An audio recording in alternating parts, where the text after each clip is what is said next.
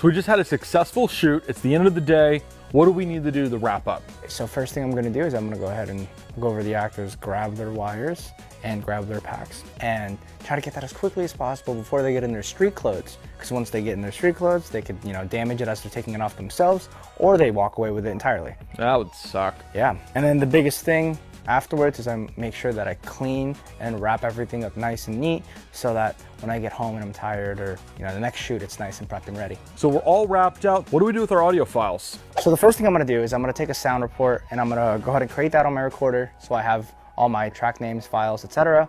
And then I'm gonna go ahead and pull the SD card or the USB stick or whatever it is that your particular recorder may do.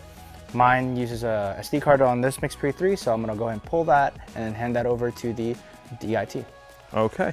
Now I do have one question here. If you've got any body pack transmitters that do record, yes, would you drop off the body pack transmitter or the micro SD card? Do you hand micro SD cards, the DITs? If I'm doing any recording on my body pack transmitters, generally I will try to give DIT as much as I can, but I'll typically back that stuff up as well on my own personal computer. And overnight, you're backing up your files to your computer. What are you doing with your batteries?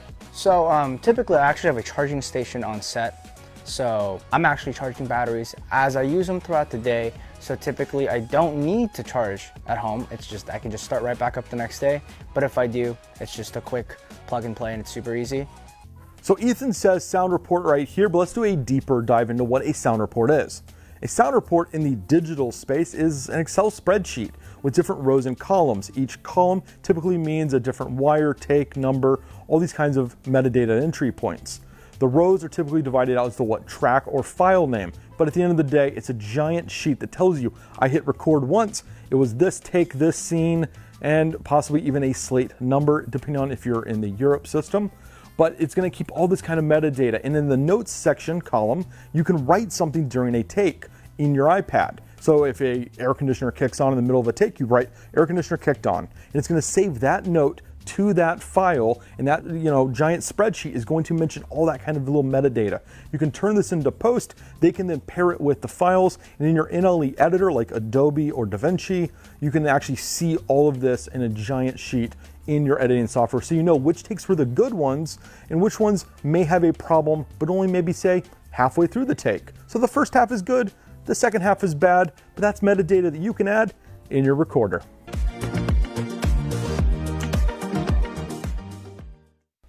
Rolling sound. Sound is speeding. Roll camera. Camera speeds. ISO scene, take 2600. Boom set. And action.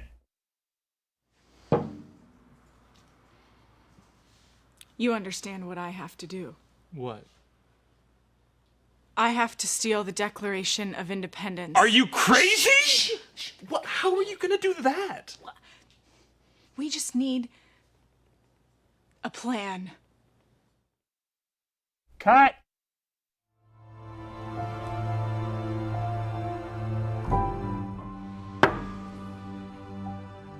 You understand what I have to do? What? I have to steal the Declaration of Independence. Are you crazy?